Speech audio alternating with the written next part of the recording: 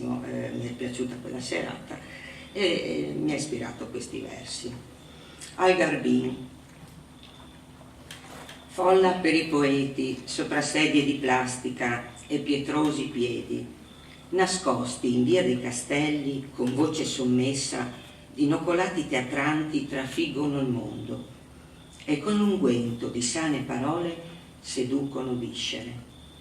Su tralci di vite, di verdi foglie e muri antichi che sanno ascoltare, si leva la vita. Sale, bagnata di goccia, fino all'alto respiro, e stella appare. Poeta, che fai questa sera? Canti l'amore e il tormento, canti di emigranti soldati, di legni patiti, di braccia donanti, di incanti. Solo rintocco ti chiude la bocca, ti offre il silenzio del calice colmo che bagna l'altare.